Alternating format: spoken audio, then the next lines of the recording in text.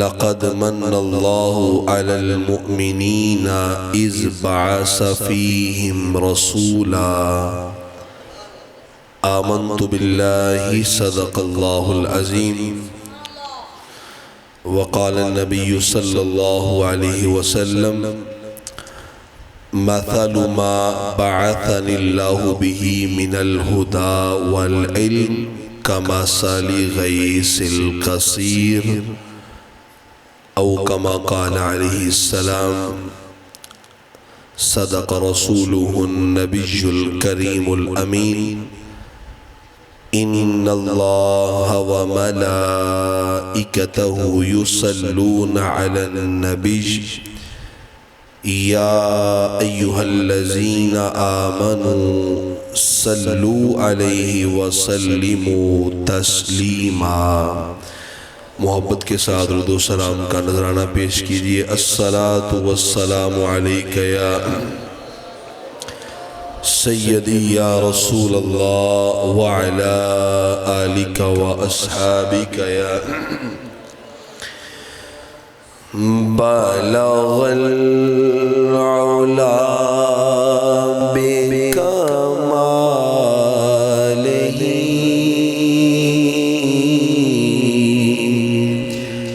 کشف الدجى بجمالہ حسنت جميع خصاله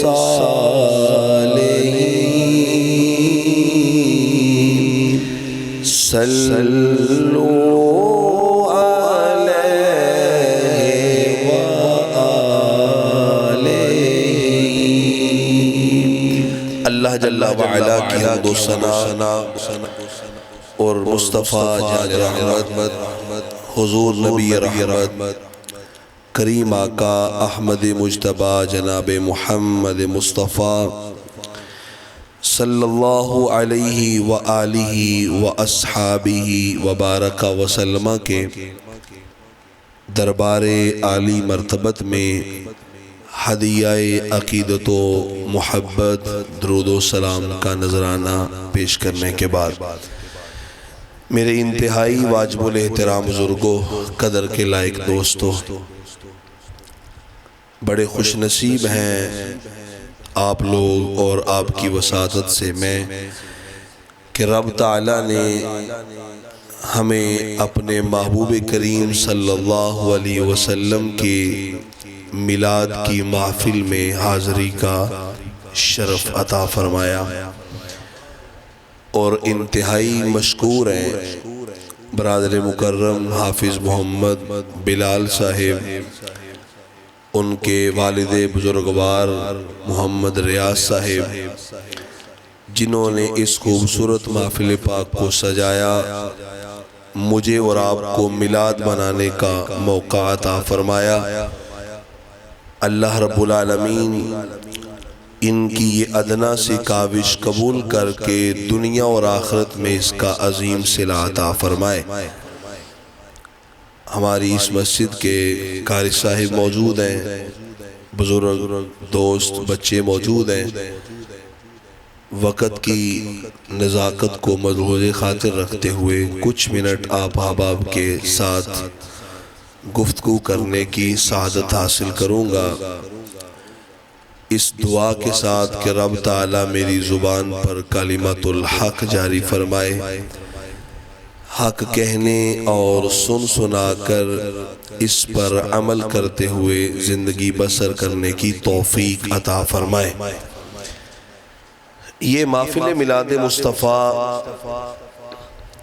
اس کے منانے پر لوگ اعتراض بھی کرتے ہیں، ہم پر شرک کے فتوے بھی لگاتے ہیں، ہمیں بدعتی بھی کہتے ہیں، لیکن ہم نے دیکھنا ہے کہ محفل میلاد مصطفیٰ میں ہوتا کیا ہے، اور یہ کام کوئی نیا ہے 10 20 50 سال سے یا 100 سال سے اعلیٰ حضرت نے شروع کی ہے، یا یہ صحابہ کرام رضوان اللہ تعالیٰ علیہ مجمعین کے دور سے چلا رہا ہے۔ تو ہمیں دیکھنا ہوگا کہ ہم محفل میں کرتے کیا ہیں۔ محفل میلاد مصطفیٰ اس محفل کو کہتے ہیں جس میں حضور کی شان بیان کی جائے. کڈیوں کی گال کیتی ہے کہ چند بندیاں سمجھ آئیے. محفل میلاد کسے کہتے ہیں؟ جس میں حضور کی شان بیان کی جائے، جس میں حضور کی. تو یہ آج کی بات تو نہیں، آج بھی محفل میں حضور کی شان بیان ہو رہی ہے، لیکن بخاری شریف میں متعدد ایسی احادیث اور احادیث کی کتب ان حدیثوں سے بری ہوئی ہیں کہ میرے آقا حضور سرور کائنات صلی اللہ علیہ وسلم کی صحابہ تو شان بیان کرتے ہی تھے، میرے آقا خود اپنی شان بھی بیان فرمایا کرتے تھے. یہ جس طرح محفل سجی ہے، آپ بیٹھے ہیں، منبر رکھا گیا ہے، مجھے بلایا گیا ہے، حضور کی شان بیان کرنے کا حکم دیا گیا ہے، میرے آقا خود اپنی شان بیان کرتے ہیں، لیکن وہ مجمع صحابہ کا ہوتا ہے، وہ منبر رسول ہوتا ہے، بیان کرنے والا کوئی عام نہیں بلکہ نبیوں کا سلطان ہوتا ہے. اور بیان کیا ہوتا ہے؟ میں نے جو حدیث مبارکہ پڑھی، میرے آقا کریم صلی اللہ علیہ وسلم نے اپنی شان خود بیان فرمائی. فرمایا مثل ما بعثنی اللہ بہ من الہدی والعلم کمثل غیث الکثیر. میری مثال میرے علم کے اعتبار سے، میری تشریف آوری کے اعتبار سے، اے صحابہ میری مثال ایک بارش کی مانند ہے. حضور کی مثال، حضور کی مثال بارش کی مانند ہے. پھر بارش کی بھی کچھ قسمتیں ہوتی ہیں بھائی، بارش کی کچھ قسمتیں ہوتی ہیں، قسمیں ہوتی ہیں. مثال کے طور پر ایک بارش ہوا ہے جو آج برسی ہے، نماز مغرب سے تھوڑی دیر پہلے ہلکی ہلکی برسی ہے، کہیں پر برسی ہے کہیں پر نہیں برسی. لیکن ایک بارش وہ ہوتی ہے جو موسلادھار برستی ہے، جو برستی ہے تو پھر برسنے میں حد کر دیتی ہے. سرکار فرمایا میں جیڑی بارش بان کے آیا وہ کین میں نہیں، بوندا باندی نہیں. فرمایا کمثل غیث الکثیر، میں موسلادھار بارش بن کر اس کائنات میں تشریف لایا ہوں. پھر موسلادھار بارش کی بھی قسم ہوتی ہے. ایک وہ موسلادھار بارش جو سون بادوں کے مہینے میں ہوتی ہے، آپ کے اس اگو چک میں ہوئی ہے، ہو سکتا ہے قلعے نہ ہوئی ہو، قلعے ہوگی شاید نوکر نہ ہو، نوکر ہو شاید حافظ آباد نہ ہو. لیکن ایک موسلادھار بارش وہ ہوتی ہے جو ایک ہی وقت میں اگو چک میں بھی ہے، قاضی کوٹ میں بھی ہے، عالم چوک میں بھی ہے، قلعے بھی ہے، نوکر بھی ہے، کلاس کے یہ نشہرے، وہ تمام روئے زمین پر ایک وقت میں برستی ہے. سرکار فرمایا میں موسلادھار بارش بن کر آیا، اور موسلادھار بھی وہ نہیں جو ایک علاقے کو سیراب کرے، ایک محلے کو سیراب کرے، ایک شہر کو سیراب کرے، بلکہ فرمایا اصاب ارضا، میں جو رحمت کی بارش بن کر آیا ہوں اس نے پوری روئے زمین پر برسنا ہے. حضور رحمت کی بارش بن کر آئے اور کسی ایک علاقے کے لیے نہیں، کسی ایک قوم کے لیے نہیں، بلکہ فرمایا اصاب ارضا، میں پوری روئے زمین کے لیے رحمت کی بارش بن کر تشریف لایا ہوں. حضرات محترم، بارش اللہ کی بہت بڑی نعمت ہے. آج کل تو ویسے بارشوں نے ایک سیلابی صورتحال بنا رکھی ہے، لیکن یہ کاشتکار زمیندار جانتے ہیں کہ جب 6 ماہ 8 ماہ بارش نہ ہو زمین بنجر ہو جاتی ہے، فصل تھوڑی ہوتی ہے، پھول کم کھلتے ہیں، پھل تھوڑے لگتے ہیں. لیکن جب کچھ 6 ماہ 8 ماہ 10 ماہ بعد رحمت کی بارش آئے، موسلادھار بارش آئے، کسانوں کے چہرے پر خوشی ہوتی ہے. ایک دوسرے کو مبارکیں دیتے ہیں، او یار متر ٹور چلا سی کمال ہوگی، بارش آ گئی، یار فصل تباہ ہو چلی سی کمال ہو گیا ہے، ڈیزل بچ گیا ہے، بجلی دا بل بچ گیا ہے۔ اس رحمت کی بارش کا نتیجہ کیا نکلتا ہے؟ فصل زیادہ ہوتی ہے، پھول زیادہ کھلتے ہیں، پھل زیادہ لگتے ہیں۔ بلا تمثیل جب یہ ہماری زمین بنجر ہو تو رحمت کی بارش آئے تو اللہ اس مردہ زمین کو زندگی دیتا ہے، نتیجہ یہ نکلتا ہے اناج زیادہ ہوتا ہے۔ حضور جس موسم میں تشریف لائے ہیں نا، دلوں کی زمین بنجر ہو چکی تھی، لوگوں کے دل پتھر ہو چکے تھے، بیٹی کو زندہ دفن کرنا انہیں عیب ہی نہیں لگتا تھا، اپنی ماں کو منڈی جا کر بیچنا وہ گناہ نہیں سمجھتے تھے، بتوں کے سامنے پیشانی رگڑتے تھے، پتھر کے بنائے ہوئے بتوں کو خدا کہتے تھے، بتوں کے سامنے سجدے کرتے تھے۔ انسان انسان کا دشمن تھا، ہزاروں سال تک دشمنیاں چلتی تھی، ان کے دلوں کی زمین بنجر ہو چکی تھی۔ اس وقت پھر اللہ کا سونا محبوب رحمت کا می برسنے کے لیے آیا، حضور اللہ کی رحمت بن کر آئے۔ وہ جو دلوں کی زمین مردہ ہو چکی تھی، رب تعالیٰ نے انہیں نئی زندگی عطا فرمائی، یعنی کہ ان صحابہ کو رب تعالیٰ نے ایمان کی دولت سے مالا مال فرما دیا۔ جب حضور تشریف نہیں لائے تھے، مکہ عرب سارا شرک کے اڈے تھے، کعبے کے اندر بت رکھے ہوئے تھے، اللہ کے گھر کو بتوں سے پاک نہیں رکھا گیا تھا، یعنی کہ زمین دلوں کی بنجر ہو چکی تھی۔ کملی والے آقا آئے، رب تعالیٰ نے دلوں کو نئی زندگی عطا فرما دی۔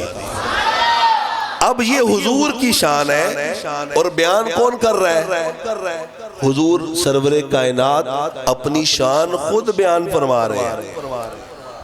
جب یہ بارش آتی ہے نا، جیسے یہ بارش کی قسمیں ہیں، زمین کی بھی قسمیں ہوتی ہیں۔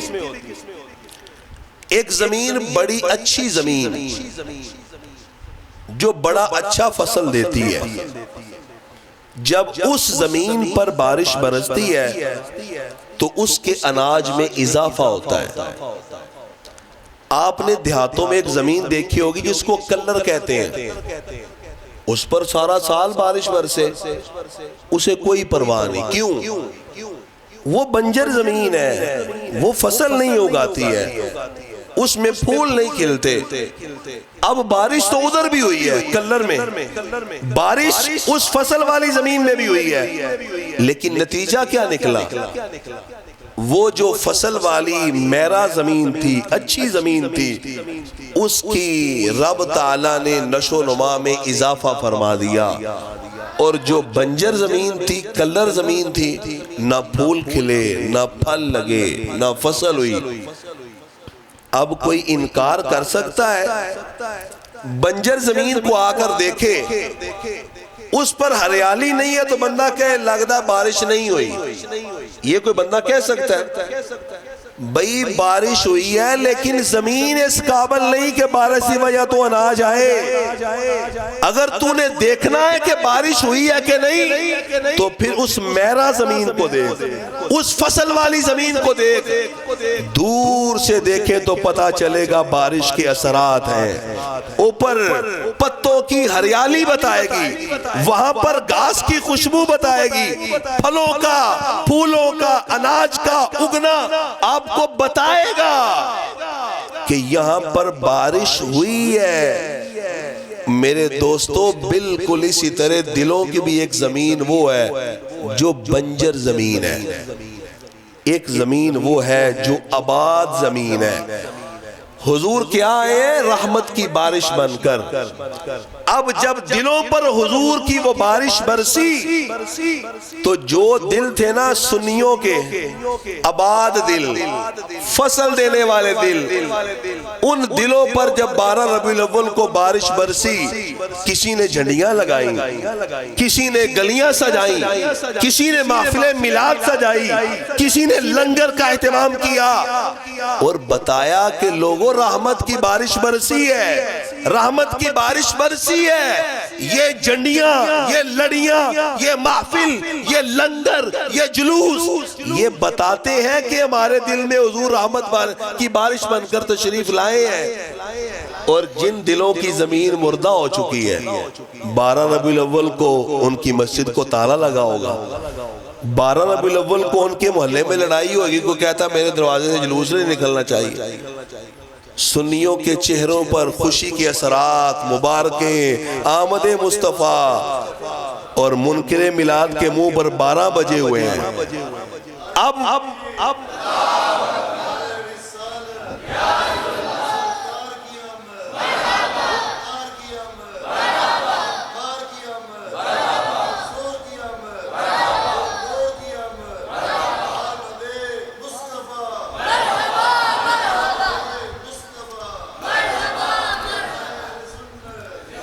وہ سجنوں جویں اسی بنجر زمین وے کے بارش دا انکار نہیں کر سکتے، منکر میلاد دے منہ تے 12 بجے وے کے نہیں کہنا کہ شاید سرکار دی ولادت 12 نو نہیں، یا حضور رحمت دی بارش بن کے نہیں آئے۔ سرکار فرماتے ہیں میں بارش بن کر آیا ہوں، پوری روئے زمین کے لیے آیا ہوں۔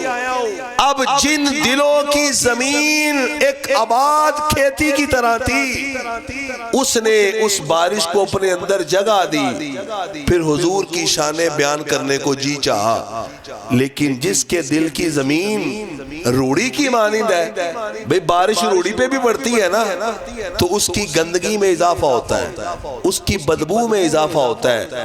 بالکل اسی طرح منکر میلاد، اس کے دل پر بھی رحمت کی بارش برسی ہے، لیکن اس کا دل سیاہ ہو چکا ہے۔ اس نے 12 ربیع الاول کو بھی حضور کی آمد کا ذکر نہیں کیا، بلکہ آمد کا ذکر کرنے والوں پر شرک اور بدعت کے فتوے لگائے۔ لیکن حضور نے رحمت کی بارش بن کر برسنے میں کوئی کسر نہیں چھوڑی۔ سرکار علیہ السلام خطاب فرما رہے تھے، خطاب کے دوران سرکار فرماتے ہیں صحابہ، مجھے ایسا لوگوں نے بتایا کہ اس مجمع میں سے کچھ لوگ ایسے ہیں جو میرے متعلق باتیں کرتے ہیں، یہ تو اللہ کے آخری نبی نہیں ہیں، ان کو رب تعالی غیب کی خبریں نہیں دیتا، ان کی طرف اللہ کی وحی نہیں آتی۔ لوگوں اگر تمہارے دل میں ایک ذرا برابر بھی شک ہے تو میں محمد اس منبر پر بیٹھا ہوں، سلونی اما شئتم، سرکار فرمایا قیامت تک کی کسی چیز کے بارے میں پوچھو، میں محمد تمہیں اس کا جواب دینے کے لیے تیار بیٹھا ہوں۔ یہ حضور کی شان نہیں ہے؟ بھئی ہم بھی تو یہی بیان کرتے ہیں نا کہ حضور کو رب تعالیٰ نے ما کانا وما یکون کا علم عطا فرمایا، اللہ نے اپنے محبوب کو عالم الغیب بنا کر بھیجا۔ یہ تو کملی والے آقا خود بھی اپنی شان بیان فرما رہے ہیں۔ جب حضور نے یہ بیان فرمایا کہ صحابہ اٹھو، اگر کسی کو کوئی اعتراض ہے تو اٹھ کر سوال کرے نا، لیکن کسی منافق نے سوال نہیں کیا۔ اس مجمع میں صحابہ کرام بھی تھے، منافقین بھی تھے۔ منافقوں کو اعتراض تھا جس طرح آج کے منکر میلاد کو اعتراض ہے۔ حضور فرمایا اٹھو نا، سوال کرو، لیکن کوئی بندہ نہیں اٹھا۔ ایک صحابی رسول، نام ہے عبداللہ بن حذافہ سہمی، وہ کھڑے ہوئے، اور یہ وہ صحابی ہیں کہ جن کی ماں پر لوگ تہمت لگاتے تھے اور کہتے تھے عبداللہ تو حذافہ کا بیٹا نہیں بلکہ تو کسی اور کا بیٹا ہے، تیری ماں نے غلط کاری کی ہے تو تو پیدا ہوا ہے۔ عبداللہ بن حذافہ سہمی نے کہا آج موقع ہے، یہ بڑا مجمع ہے، کملی والے آقا سے میں مہر لگا لوں کہ حضور بتائیں میں کس کا بیٹا ہوں۔ کھڑے ہوئے، عرض کی حضور میں سوال کرنا چاہتا ہوں۔ سرکار فرمایا پوچھو۔ کہا حضور بتائیں میرے باپ کا نام کیا ہے؟ حضور بتائیں میرے باپ کا نام کیا ہے؟ کہتے ہیں جی حضور تو دیوار کے پیچھے کا علم نہیں رکھتے، حضور کو تو کل کی خبر نہیں ہے، میرے آقا وہ بھی خبر رکھتے ہیں جو میاں بیوی کے علاوہ تیسرے بندے کو خبر نہیں۔ بھئی کوئی بندہ یہ اٹھ کر کہے کہ میں کس کا بیٹا ہوں، یہ سوال کوئی آسان ہے؟ اس کی ماں کے ساتھ جس نے ہم بستری کی، جس کا نطفہ اس کی ماں کی رحم میں منتقل ہوا، یہ اس کا بیٹا ہے تو کون جانتا ہے؟ یہ اس کی ماں اور باپ کے سوا تیسرا کوئی نہیں جانتا۔ لیکن کملی والے آقا کو رب تعالیٰ نے اس کا بھی علم عطا فرمایا ہے۔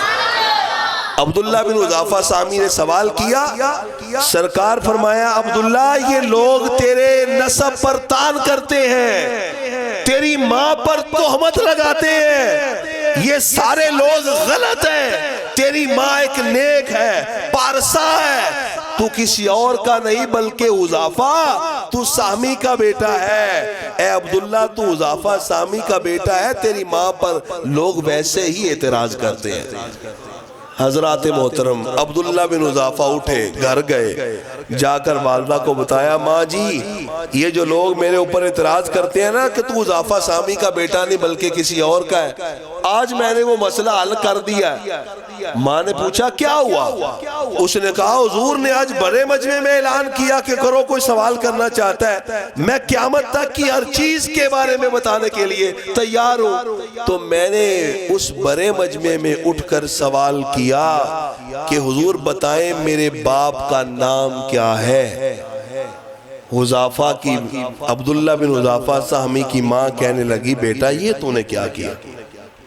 یہ بات لوگوں کے درمیان پوچھنے والی تھی، یہ تو پوچھنا تھا حضور کو علیحدہ کر کے پوچھتا۔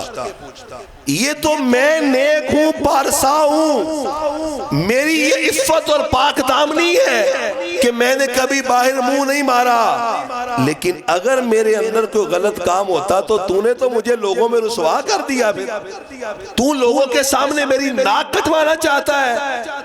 حضرت عبداللہ بن حذافہ سامی کہتے ہیں ماں جس محمد کا میں غلام ہوں، اگر وہ آج مجھے کہہ دیتے عبداللہ تو کسی غلام کا بیٹا ہے تو میں شرم نہ محسوس کرتا، میں اس بات پر فخر کرتا کہ کملی والے آقا نے میرے نسب کو پاک فرما دیا ہے۔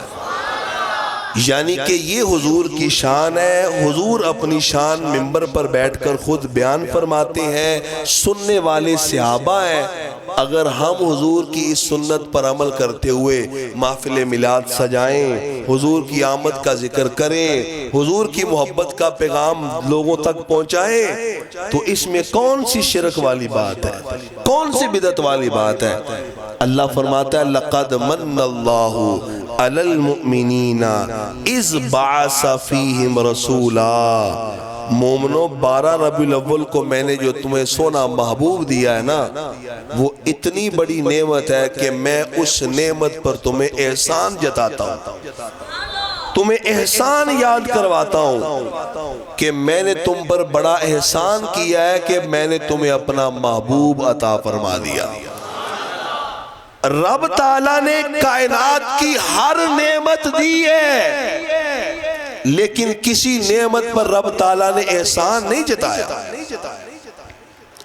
ویسے ہم اللہ کی دی ہوئی نعمتوں کو استعمال کرتے ہیں، اللہ کا شکر ادا کرنا چاہیے، کیونکہ قرآن کہتا ہے لَإِن شَكَرْتُمْ لَأَزِيدَنَّكُمْ، اگر تم نعمت پر شکر کرو گے تو میں تمہیں نعمت اور زیادہ عطا کروں گا۔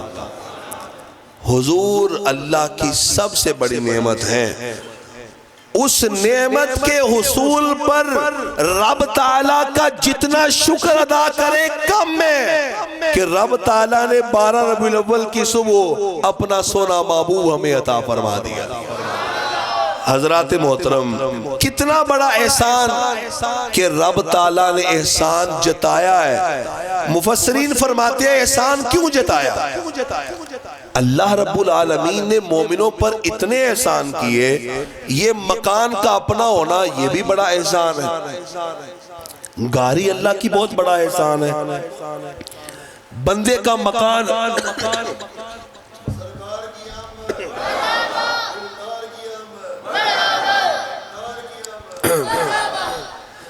اللہ نے بڑی نعمتیں دی لیکن ان نعمتوں پر احسان نہیں جتایا. کیوں؟ مفسرین فرماتے ہیں کہ ہر نعمت کا نعم البدل ہے.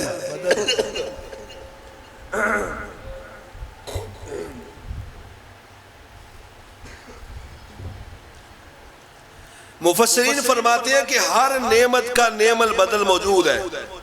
بھئی کار اللہ کی بہت بڑی نعمت ہے. اگر کار چلی جائے تو اس سے بہتر کار مل سکتی ہے کہ نہیں؟ مکان اللہ کی بہت بڑی نعمت ہے لیکن اس کا نعم البدل ہے کہ نہیں؟ ایک مکان بیچیں اس سے اچھا مکان لے لیں. لیکن اس کائنات میں ایک نعمت ایسی ہے جس کا نعم البدل نہیں ہے. وہ نعمت کون سی ہے؟ کملی والے آقا حضور سرور کائنات.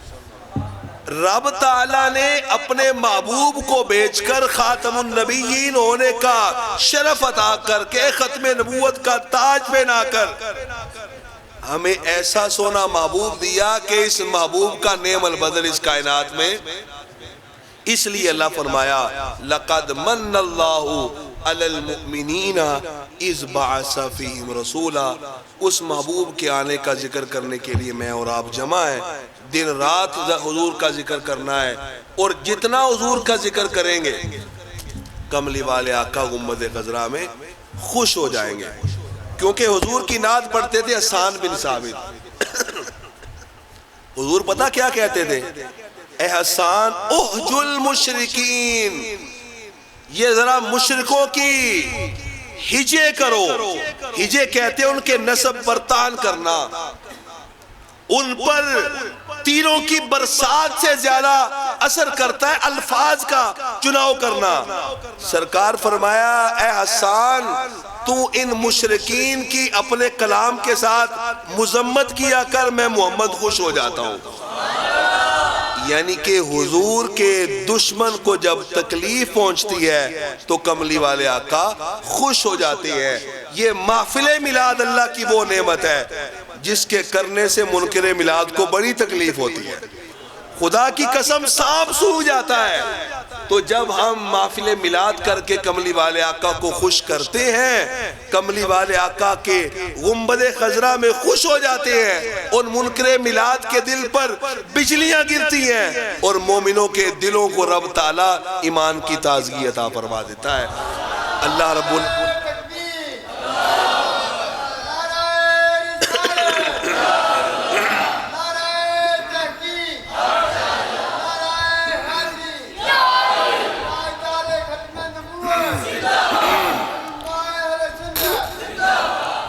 ہم اس محبوب کی آمد کا ذکر کیوں نہ کریں؟ خدا کی قسم ہمارے ایمان کا مرکز اور محور جو ذات ہے وہ کملی والے آقا کی ذات ہے. مثال کے طور پر قرآن مجید میں اللہ فرماتا ہے اہدنا الصراط المستقیم. بندہ ہر نماز میں دعا کرتا ہے مولا مجھے سیدھے رستے پر چلا، سیدھے رستے پر چلا، سیدھے رستے پر چلا. اب وہ صراط مستقیم ہے کیا؟ وہ کسی سڑک کا نام تو نہیں نا. وہ صراط مستقیم کیا ہے؟ حضرت عبداللہ ابن عباس سے پوچھا گیا جو کائنات کے سب سے پہلے مفسر ہیں، حضور سرور کائنات جن کو علم تفسیر خود عطا فرماتے ہیں اور حبر الامہ کا لقب عطا فرماتے ہیں. حضرت عبداللہ ابن عباس سے پوچھا گیا بتائیں صراط مستقیم کیا ہے؟ تو حضرت عبداللہ ابن عباس فرماتے ہیں صراط المستقیمی ہوا محمد. وہ صراط مستقیم کوئی سڑک کا نام نہیں بلکہ کملی والے آقا کی ذات کا نام ہے. قرآن میں اللہ فرماتا ہے الا بذکر اللہ تطمئن القلوب. لوگوں اگر دلوں کا اطمینان چاہتے ہو تو ذکر اللہ کرو. عبداللہ ابن عباس سے پوچھا گیا یہ ذکر اللہ کیا ہے جس کے کرنے سے دلوں کو اطمینان ملتا ہے؟ تو حضرت عبداللہ ابن عباس فرماتے ہیں ذکر اللہ ہوا محمد. وہ ذکر اللہ بھی کچھ اور نہیں کملی والے آقا کی ذات مبارکہ ہے. قرآن میں اللہ رب العالمین ارشاد فرماتا ہے وَاعْتَصِمُوا بِحَبْلِ اللَّهِ جَمِيعًا. لوگو اللہ کی رسی کو مضبوطی سے پکڑو. اب وہ اللہ کی رسی کون سی ہے؟ آسمانوں سے کوئی رسی لٹک رہی ہے؟ عبداللہ ابن عباس سے پوچھا گیا بتاؤ وہ اللہ کی رسی کیا ہے، وہ حبل اللہ کیا ہے جس کو پکڑیں گے تو کامیاب ہو جائیں گے؟ تو عبداللہ ابن عباس فرماتے ہیں حبل اللہ ہوا محمد، وہ اللہ کی رسی بھی کچھ اور نہیں بلکہ کملی والے آقا کی ذات مبارکہ ہے. یعنی کہ صراط مستقیم بھی حضور ہے، حبل اللہ بھی حضور ہے، ذکر اللہ بھی حضور ہے. اگر اقبال سے پوچھے نا تو علامہ محمد اقبال فرماتے ہیں نگاہ عشق و مستی میں وہی اول وہی آخر وہی قرآن وہی فرقان وہی یاسین وہی طٰہٰ. کملی والے آقا حضور سرور کائنات کوئی عام ہستی نہیں ہے، ہمارے ایمان کا مرکز اور محور ہونے کی حیثیت رکھتے ہیں. اس محبوب کا جتنا ذکر کریں کم ہے.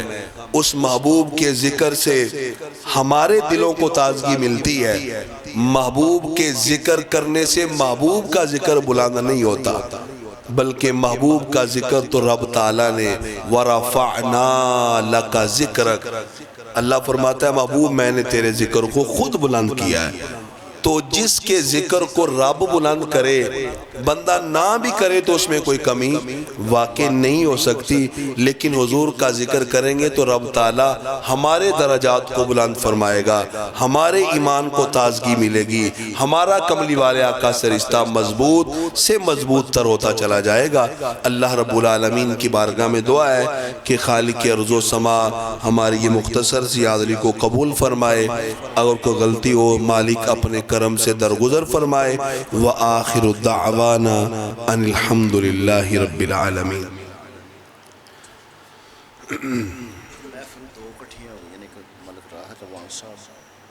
راحت اوان صاحب جی ٹھیک. اللہم صلی علی سیدنا و مولانا محمد وعلی آلہ واصحابہ وعدد خلق اللہ. مولا کریم نماز عشاء سے لے کر اب تک تیرا اور تیرے محبوب کا ذکر کیا، نعتوں درودوں کے نذرانے پیش کیے گئے. میں نے جو ٹوٹے پھوٹے الفاظ پیش کیے